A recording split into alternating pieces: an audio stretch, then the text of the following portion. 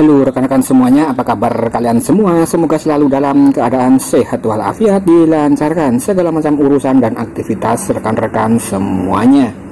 Nah, di sini saya akan kembali menginformasikan tentang daripada pergerakan perkembangan Binetwork ya, step by step menuju ke fase berikutnya atau fase open mainnet. Di sini ada berbagai macam informasi yang akan coba admin rangkumkan, terutama informasi yang resmi daripada bersumber langsung Dr. Nicholas. Dan baru-baru ini ada semacam ya wawancara ya rekan-rekan dengan Dr. Nicholas Kokalis, yaitu dengan judul Forum Media Sosial Jaringan Pi Mencegah Perilaku Negatif dan juga mendorong posting positif ya Dr. Nicholas Kokalis. Sekali lagi di sini untuk daripada proyek Binetwork itu memang sudah lebih dari 47 juta pionir aktif, lebih dari 230 negara di seluruh dunia. Kemudian di sini kita juga bisa melihat ya, nah di sini organisasi tersebut telah melakukan KYC atau proses verifikasi identitas lebih dari 5 juta pengguna. Kemudian juga disebut pionir sejauh ini latihan.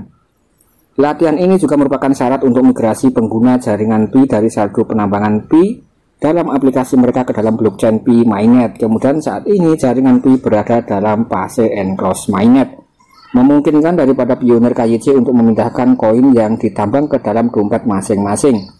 Nah, ini siap untuk melakukan perdagangan di antara pionir yang sudah lolos KYC dan juga memungkinkan sebanyak pionir non KYC untuk bermigrasi ke dalam blockchain.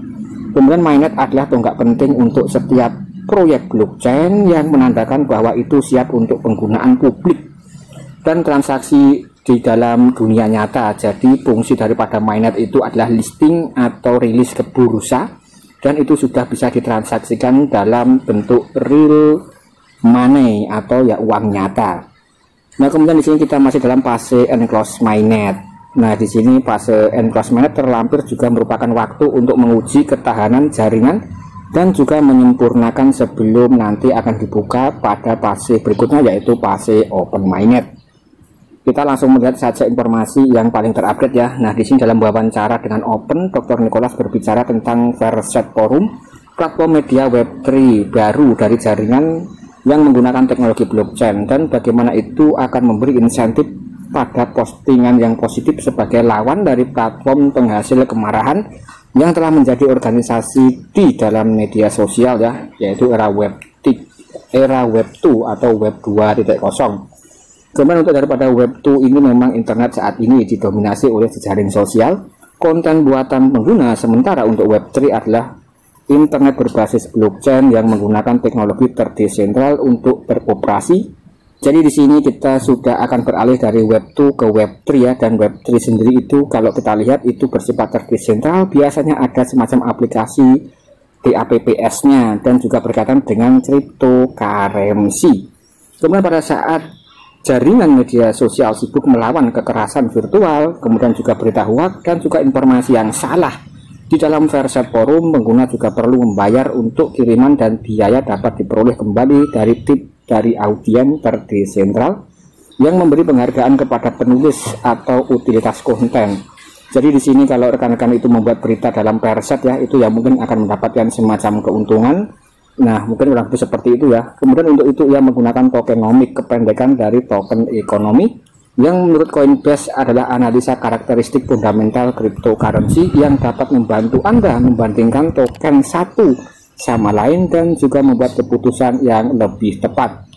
Kemudian di sini singkatnya untuk platform daripada media sosial ini juga mengeksplorasi cara memori atau cara memberi insentif untuk kontribusi positif dan juga mengurangi perilaku yang negatif.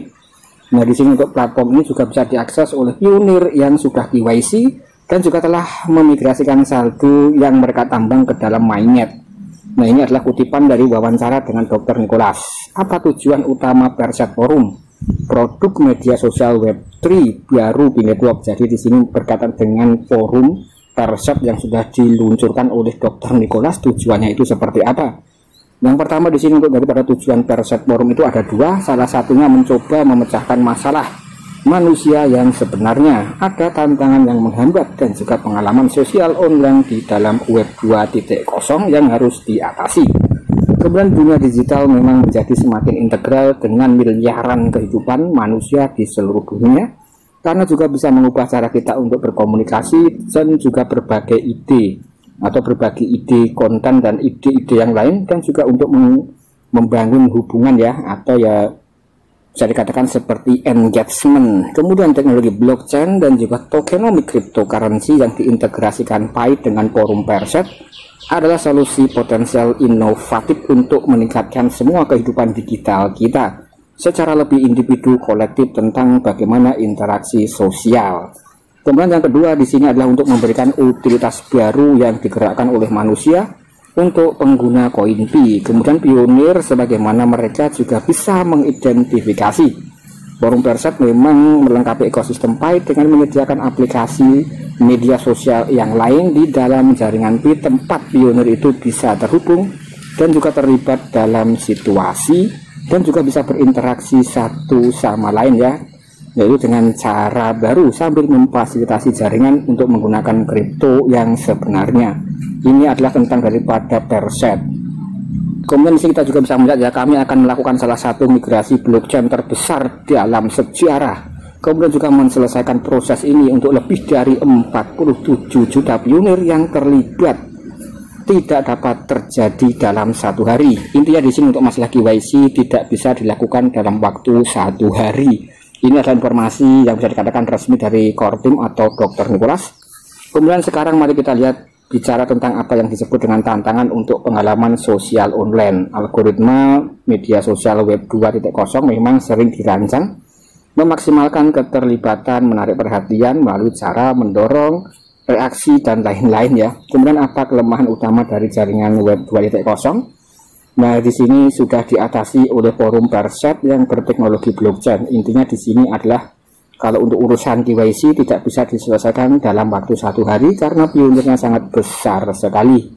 Kemudian di sini fungsi daripada Core Team membentuk atau merilis daripada forum Perset adalah tidak lain dan tidak bukan untuk merevolusi cara kita dalam menggunakan media sosial ya, yaitu dari web 2.0 menjadi web terdesentral. Nah, ini kita katakan juga bisa dipelajari secara mandiri tentang daripada forum Perset ya. Nah, di sini apakah forum Perset berencana untuk mengatasi masalah negatif yang merajalela di dalam media sosial? Nah, di sini jawabannya adalah ya. Forum Perset bertujuan memanfaatkan teknologi bertenaga blockchain secara inheren, membuka peluang baru yang unik untuk Web3 dan juga menciptakan jejaring sosial yang lebih otentik dan terpercaya ya, jadi lebih bersifat valid, di mana informasi dapat dikuratori oleh orang-orang yang nyata dengan cara yang terdesentral, bukan oleh institusi terpusat. Intinya di sini adalah beritanya itu terdesentral dan tidak tersentral ya, artinya ya rekan-rekan itu bisa melakukan atau memberikan berita secara real time dan juga ada orang secara nyata, jadi bukan diolah melalui forum atau tersentral ya, atau melalui berita-berita. Itu adalah bersifat web 2.0. Nah, kemudian untuk forum Perset adalah upaya untuk secara aktif mengatasi jembatan platform web 2 dengan desentral. Nah, ini kalau rekan-rekan bisa paham, ini adalah terobosan yang cukup mantap dari Dr. Nicholas. Kemudian di sini bisakah Anda menjelaskan bagaimana forum Perset itu bisa mengintegrasikan tokenomic ke dalam interaksi sosial dan bagaimana mekanisme biaya bekerja? Nah, di sini juga dibalas ya atau dijawab oleh Dr. Nicholas. Singkatnya, token dalam aplikasi yang dapat dibeli menggunakan cryptocurrency Pi harus menggunakan API. Nah, ini untuk keterlibatan dan tindakan dalam forum Perset seperti memposting dan membalas konten. Jadi rekan-rekan harus memiliki saldo koin Pi ya, kurang lebih ya seperti itu.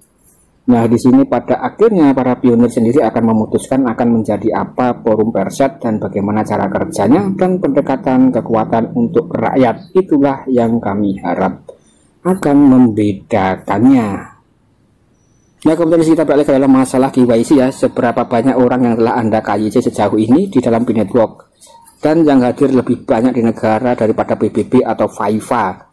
Apa yang paling menantang dalam melakukan KYC dalam skala besar? Nah, di sini Dr. Nicholas menjawab tentang masalah KYC.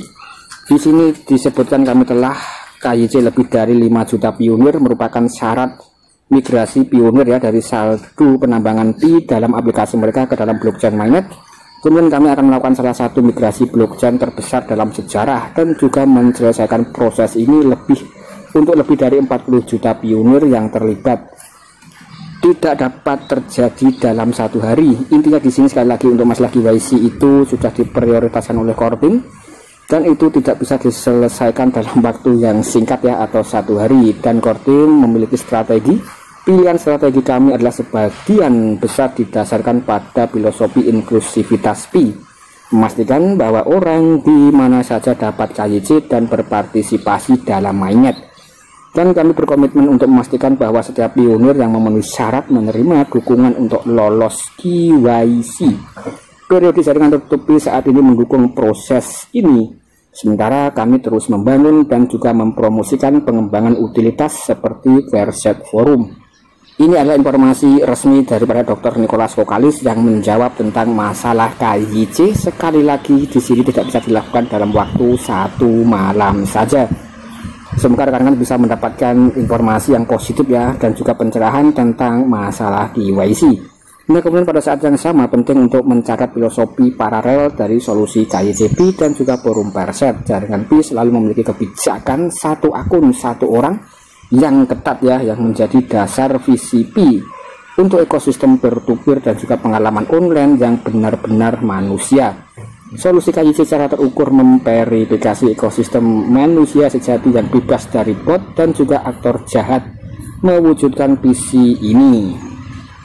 Kemudian pada saat yang sama forum Verset juga menginisiasi PCP untuk memanfaatkan blockchain untuk menyelesaikan kebutuhan manusia yang nyata.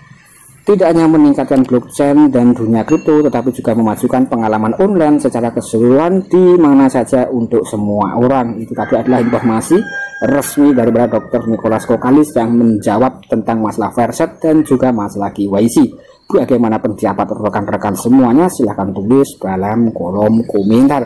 Sekian dan terima kasih.